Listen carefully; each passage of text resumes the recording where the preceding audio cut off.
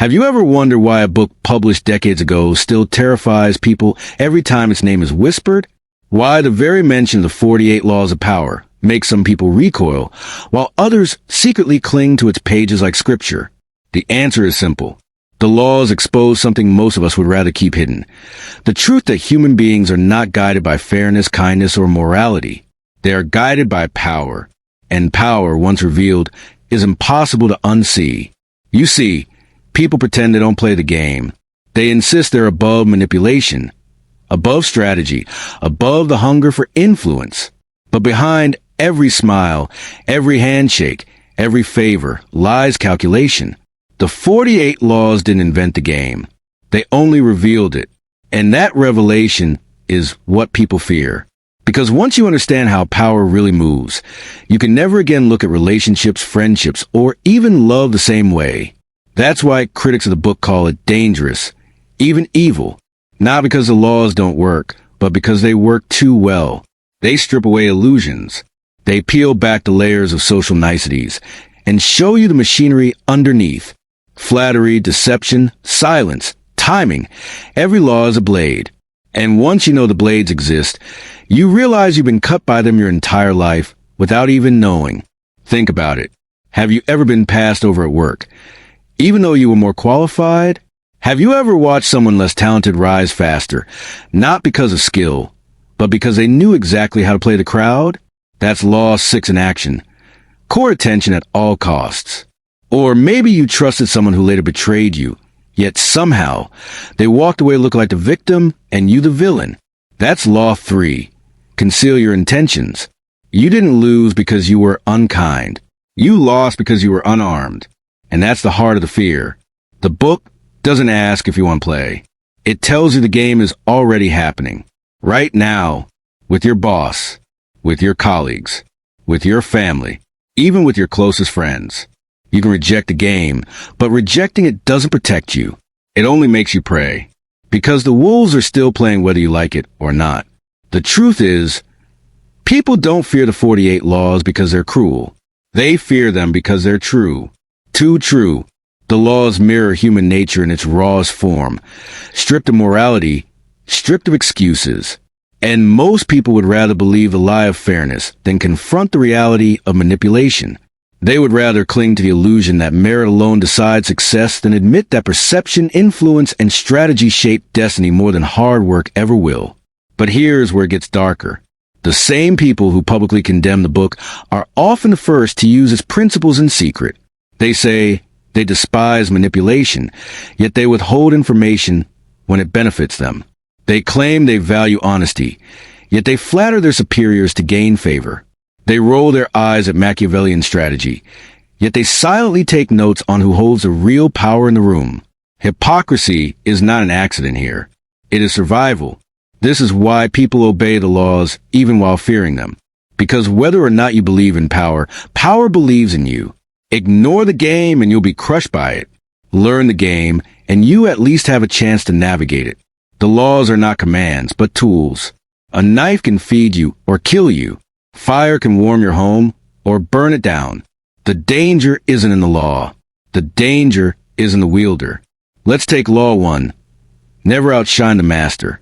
On the surface, it sounds manipulative. Should we want to shine bright? To be seen for our talents? But reality is crueler. History is full of brilliant men and women destroyed not because they failed, but because they succeeded too much, too soon, in the shadow of fragile egos. From courtiers in royal courts to employees in corporate offices, the outcome is always the same. Outshine the one above you, and you will be crushed beneath them. People fear this law because it forces them to admit something ugly. Talent alone is not enough. Strategy is survival. Or consider Law 15. Crush your enemy totally. Cold, ruthless, merciless. It offends our moral sensibilities. Yet, look closely at history. Half measures never work. A rival left standing today is the one who destroys you tomorrow.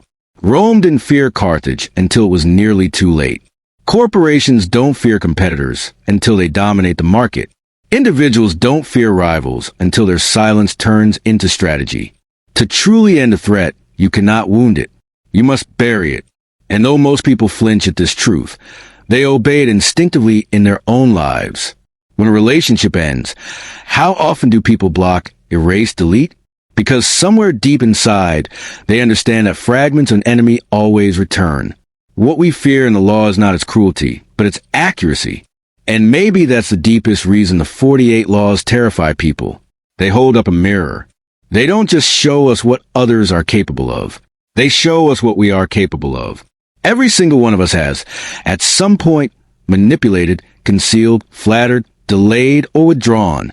Not because we're monsters, but because survival demanded it. The laws force us to admit that morality bends under pressure, and power is the gravity pulling the strings. Yet, even in their fear, people obey, not openly, not proudly, but silently, strategically, because in every room there is a game being played. And the only real question is not whether you'll play it, but whether you'll play it well. The laws terrify people because they strip away innocence. They reveal that kindness, honesty, and loyalty are not enough to protect you. And deep down, everyone knows this. They know that the world does not reward purity. It rewards leverage. It rewards control. It rewards those who understand the invisible currents shaping every interaction. That's why even people who swear they despise the 48 laws eventually end up using them.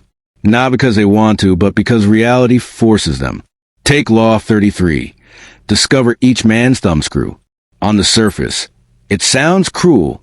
Find another person's weakness and exploit it. But pause for a moment. Isn't this what people already do instinctively? A child learns quickly what triggers their parents. A co-worker figures out what makes the boss nervous. A partner knows the exact words that can wound you. Weakness is always observed, cataloged, and used, consciously or unconsciously. The law doesn't create cruelty. It simply names it. It shows you what people were doing to you all along. And here lies the paradox. The book feels dark only because it reveals the darkness already at work. Most people would rather keep the curtain closed, pretending human interactions are pure. But the ones who dare to look behind the curtain realize something powerful. Once you see the machinery, you can stop being a puppet. That is the hidden gift of the 48 laws. Fearful at first, liberating in time. Law 5 warns, so much depends on reputation. Guard it with your life. People cringe at this one. It feels superficial, even fake. Shouldn't substance matter more than image? In a perfect world, yes. But in this world, perception is power. A single rumor can sink a career. A single whisper can shatter trust. History remembers Caesar's reputation more than his flaws. Leaders rise and fall not on truth, but on what others believe to be true. That's why the law matters. Because whether or not you play the game of reputation, the game is playing you. And isn't this exactly why people fear these teachings?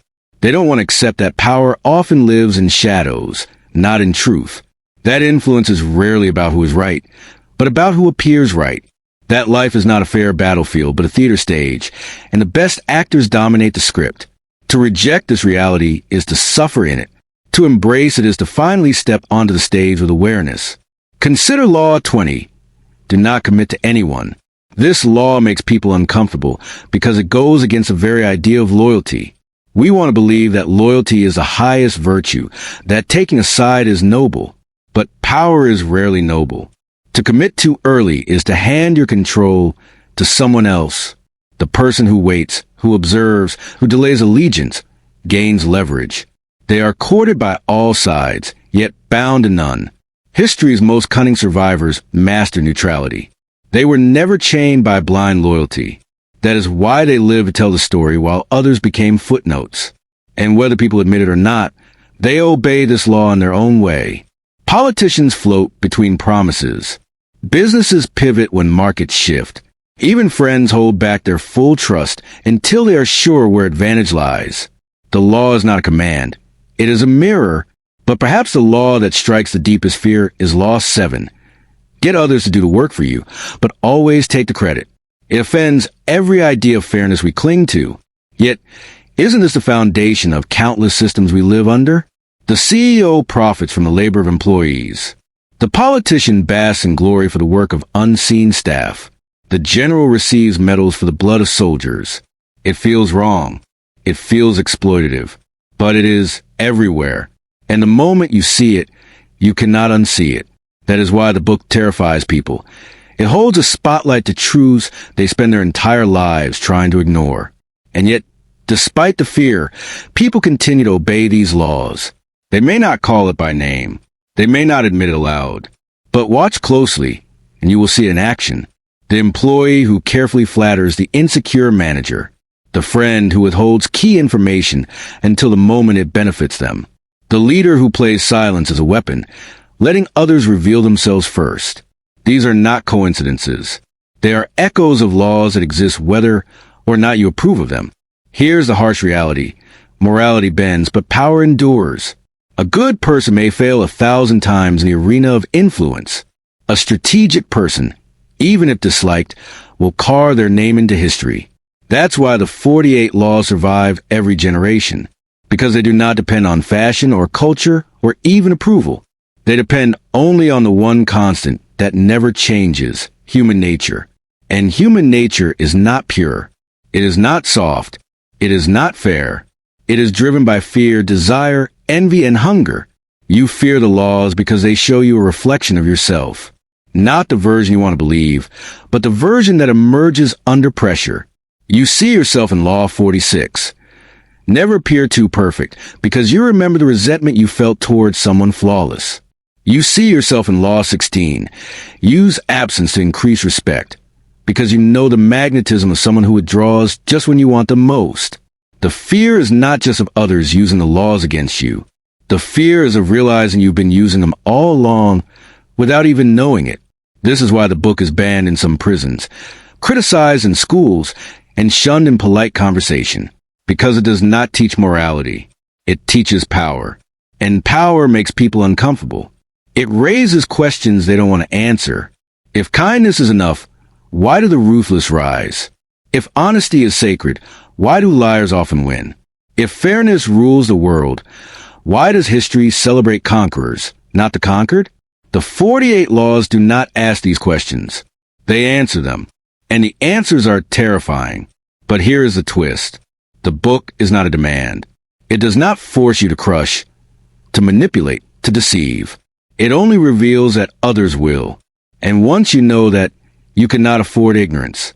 You cannot walk blindly into a world where strategies are sharpened like blades and expect not to bleed.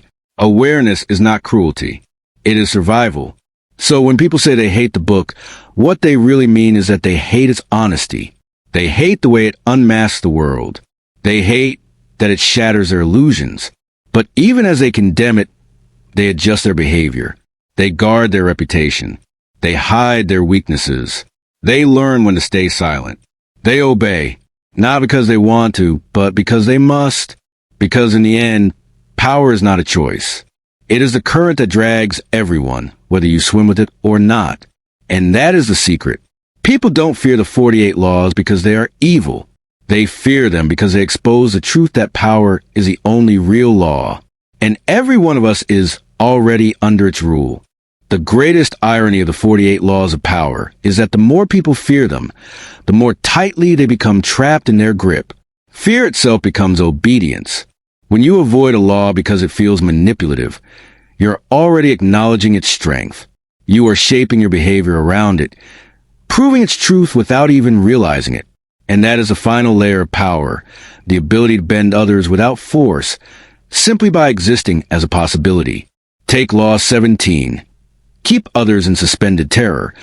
Cultivate an air of unpredictability. Most people recoil at the thought. Terror?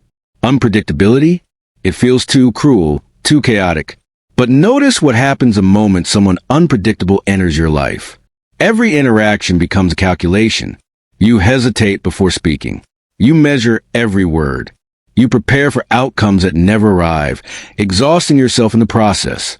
The unpredictable person doesn't need to lift a finger. Their reputation does the work. This is the brilliance of power. It multiplies in silence. And whether you love or hate the law, you will still bow to it. Because fear bends a spine faster than kindness ever could. Or look at Law 18. Do not build fortresses to protect yourself. Isolation is dangerous. Entire empires are crumbled because leaders are behind walls, believing safety was found in retreat. But power withers when cut off from the flow of people, information, and influence. This is why so many who claim to despise the book end up following it unconsciously. They seek connections, alliances, networks, not because they read a law, but because they feel the consequences of breaking it. It is not choice. It is survival. The laws are less commandments than they are descriptions of gravity. You don't obey them because you want to. You obey because you cannot defy reality for long. But the fear doesn't just live in the content of the laws. It lives in the realization of what those laws say about us. Law 27. Play on people's need to believe to create a cult-like following. On paper, it seems manipulative, almost sinister. But look around. Every movement, every brand, every political campaign thrives not on logic, but on belief. Humans crave something to follow, something to worship, something to give them meaning. That is not manipulation. It is nature. And when someone understands this law, they can gather thousands, even millions, under a single banner. That terrifies us because it reveals how fragile our autonomy truly is. We are not as independent as we pretend to be. We are creatures of belief, always searching for a shepherd, even as we fear being sheep. And yet, despite all this fear, something strange happens when people study the 48 laws deeply. The fear begins to transform. The darkness becomes clarity. Instead of trembling before the strategies of others, you begin to recognize them. Instead of feeling manipulated, you begin to see the strings. Power stops being an invisible force crushing you and starts becoming a language you can understand. And once you understand a language, you can finally choose how to respond. This is the unspoken truth of the 48 laws. They do not demand you become ruthless. They do not demand you abandon morality. What they demand is awareness. To walk through the world with eyes open. To know when someone is using silence as a weapon. To recognize when flattery is a dagger wrapped in velvet. To see when loyalty is just a mask for strategy. And in that awareness, fear loses its grip. Knowledge, after all, is its own kind of power. Think of Law 48. Assume formlessness. This is the final law, the one that transcends all others. On the surface, it feels abstract. What does it mean to be formless? But look closer, and you'll see it as the ultimate antidote to fear. To be formless is to refuse being trapped. To adapt, to shift, to move like water, never pinned, never predicted. The people who survive the longest in history are not the strongest, nor the most moral. They are the ones who could transform, who never allowed others to lock them into one identity, who could wear masks without ever forgetting the face beneath. For those who master this, fear itself dissolves, because nothing that cannot be grasped can be controlled, and that is where the journey ends. People fear the 48 laws because they strip away illusions, but they obey them because the laws describe the very currents of human nature. The fear is natural. The obedience is inevitable. The only choice left is whether you will face the game consciously or remain its victim in ignorance. So ask yourself, when someone flatters you, will you melt into comfort or will you see the strategy? When someone vanishes from your life, will you assume rejection, or will you notice how absence increases their power? When someone rises above you, will you believe it was luck, or will you recognize the invisible machinery they pulled into motion? The answers to these questions determine not only how you see the world, but how the world sees you. Because in the end, the laws are not about others. They are about you. They are about the parts of yourself you deny, the instincts you bury, the strategies you pretend not to use. They are about the masks you wear, the silences you keep, the choices you make when survival is on the line. You fear them because they reveal you, and once revealed, you cannot return to innocence. You can only decide, will you wield the laws or will you be ruled by them? That is why, after decades, the 48 laws still spark debate, still provoke outrage, still sit on shelves disguised as something sinister. Not because they are irrelevant, but because they are eternal. They will always be feared. They will always be obeyed. Because power is not a passing trend. Power is the oldest law of all.